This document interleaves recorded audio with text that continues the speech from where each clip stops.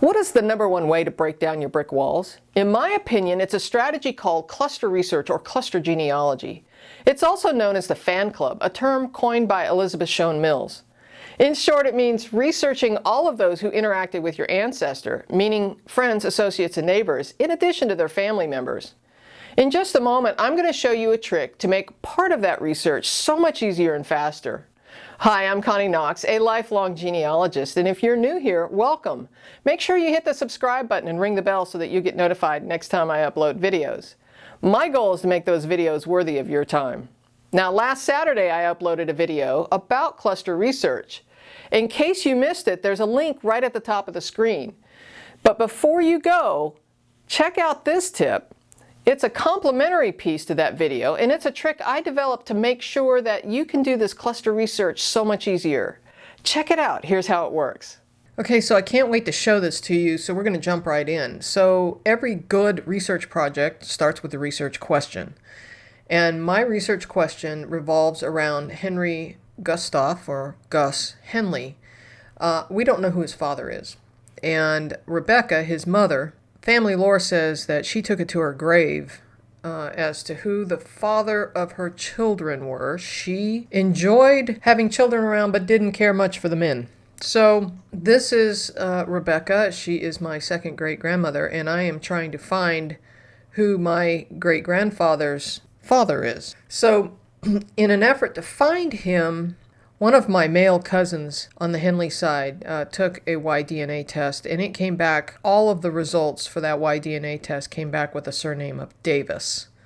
So I am on the hunt for a Davis male who would have been about the right age at the right time in the right location when Rebecca here conceived Henry Gustav Henley when she was about 30 years old.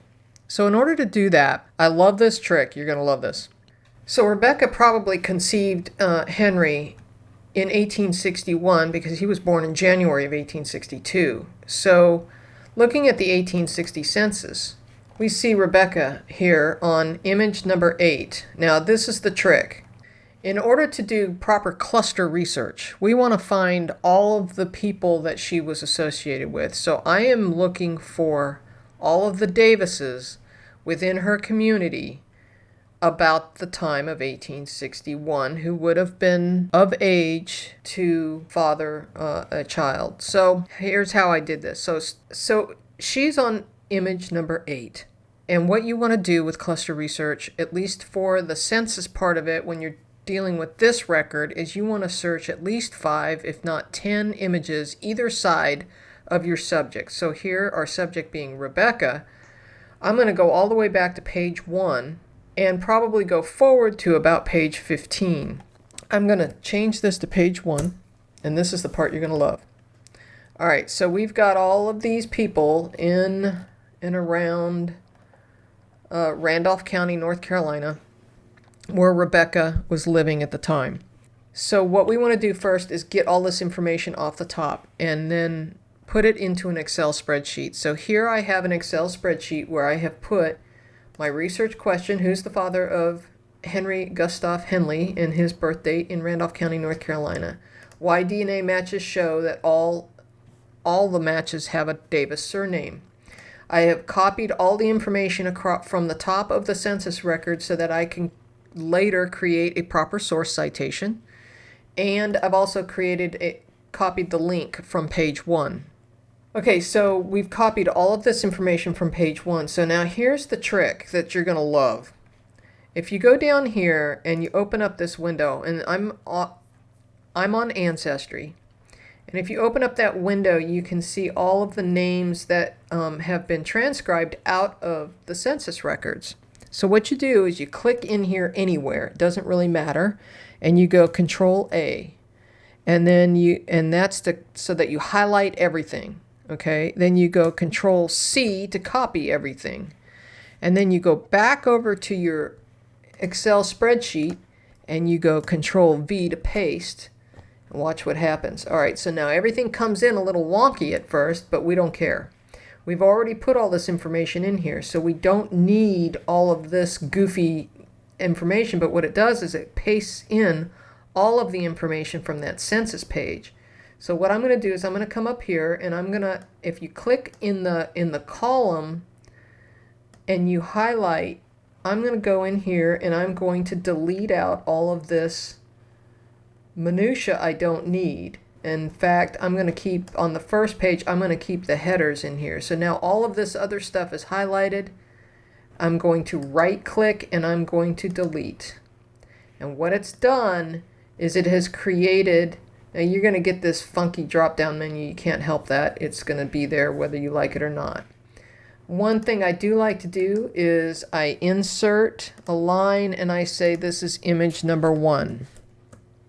I'm going to type the word image here, image, and a 1. And now what I also like to do, and there's a reason for this, you'll see it in a minute, is I'll put a 1 here and I will drag this down to the length of image 1.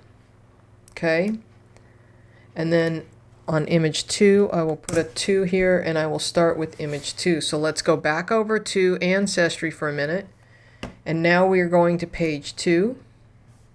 And we're going to do the same thing again. Doesn't matter where we click. Anywhere in here. Control A to highlight everything. Control C to copy. Okay, so now I'm coming back to my Excel spreadsheet and I am going to paste all of this information in here. Control V to paste. All right, so once you've highlighted all of your rows, you right click, delete, and now we've got image 2 pasted in here. We want to continue on with our number 2 in the column for the length of image 2. Now, in the interest of time, you would keep doing this. You keep going through and you can see that you're getting all this information. Now, what you can do also is you can come up here. We want to be able to see all this header information no matter where we are on the list. And as you can see, it scrolls up and we're like, oh boy, I don't know what these numbers mean anymore. So what we can do, I'm going to put the word image in here too so we know what that is. And just for fun, I'm going to make it all black font because I like things nice and clean and neat. I'm going to make it bold, and we can open up the cells just a little bit to make it look prettier. Make sure that all the font is placing properly. We can make this word wrap a little bit better. And now what we can do is we can freeze this column, but in order to freeze this column, we have to highlight this column, the first one in the scroll. So everything up here will be locked. And to do that, we highlight from this, not over here, but over here in the numbered column. Then we go to View, and we go Freeze Panes, and we say, yes, we want to freeze those panes. And now what happens is, anywhere we are, as we scroll, the headers stay there. So if you're not familiar with Excel, that's a nice little trick. Also, these colors that are in here are a holdover from when we clicked over here, it picked it up from where we were on the screen. So in order to get rid of that, all we have to do is highlight from the top, and we go to the bucket here and we say no fill. And now it gets rid of all those colors. Now this is the part you're going to love. So in the interest of time, I have done all of the pages already. I did 15 pages, images from Ancestry. And as you can see, if we scroll down, I've got a lot of information in here, actually 16 pages worth. Okay, so now we want to pull out just the Davises, and we can do that by filtering. You can actually filter by one column by coming over here and choosing filter. This filter right here is the one you want, and what it does is it puts a drop-down menu here, and then you can sort by, you can turn off all of them, and we can go through and we can find just Davis and say OK. But what that's done is it's given us everybody in all 16 pages of documents, just the Davis surname, which is awesome, but we've also got females in here that we don't need. So what I'm going to do is I'm going to Control Z to undo that, and I'm going to show you a different way. You can turn on the filters by highlighting all of these and then come back and hit the same filter, which turns on the selective filtering. And now we can do multiple columns.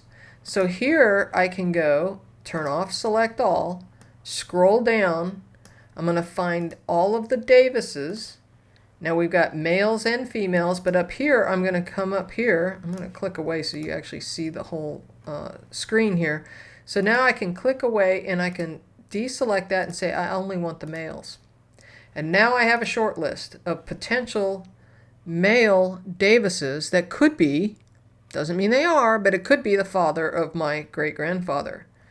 So as I'm looking around and I know that Rebecca was about 31 years old when she conceived, here's a guy who's 30 years old.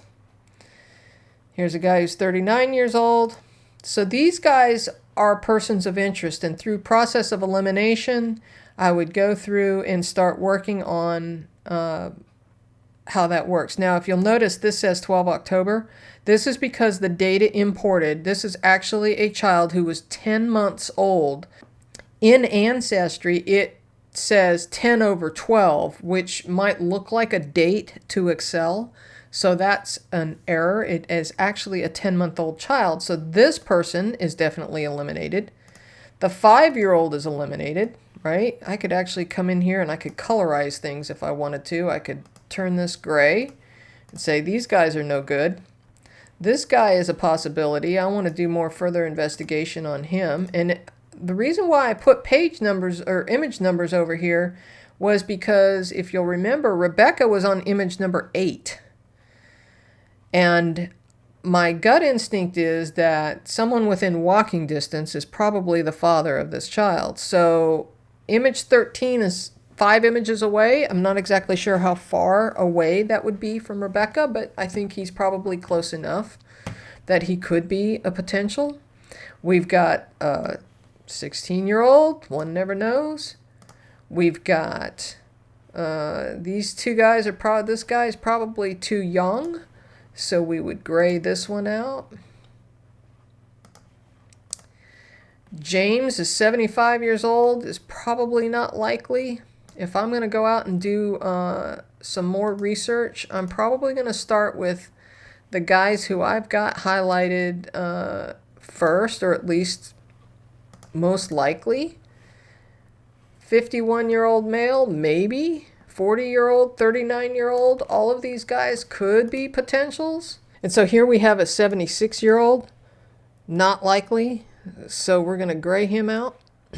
And so now we've got a list, a very short list, of 5 Davis men who could potentially be the father of my great-grandfather. So now the next thing you would want to do is do some more research on these 5 guys on the short list and really kind of dig in and find out, this particular young man is only 1 page away from my great-grandmother. This guy, these 2 guys are all 5 images away, so we go and do more research on all of these guys. We research the descendants. We find out if any of these guys have other associations. Maybe they're in the church with the same church that Rebecca belonged to. Perhaps they work together. I don't know. But we go and do more research on all these guys. Then we research the descendants of these men and find a living male descendant, or just a descendant, and do some more DNA testing and see if there isn't a match of the descendants of any of these guys. So that's how you can triangulate my previous Y DNA matches with the most common ancestor. So if any of these guys have a descendant who has the same common ancestor as my ancestors, then we've likely got the answer to our research question. And so there is my not quite so quick and dirty trick to pulling out a lot of information very quickly. And one last little tip. If you come up here and look at the filter, when I was scrolling through this list, I noticed other names in the family. There's a Henley and a Henley. And by the way, this helps group together by the various spellings, right? And then I also noticed some other names in this list. Winslow is another one, that you could sit there and use this file over and over and over again to find other associations in the cluster and other family members that might be related. You might even find somebody in a document, a witness in a document that is totally unrelated, and go back to this list and search for that person and see where they are in the community. Well, there you have it. I hope that makes your cluster research a little bit faster. Tell me, do you use tricks like this to help gather your data for cluster research? Tell me in the comments sections below. If you like that, please give me the thumbs up and subscribe and ring the bell so that you get notified of the next time I upload videos. Until next time, keep on climbing your family tree.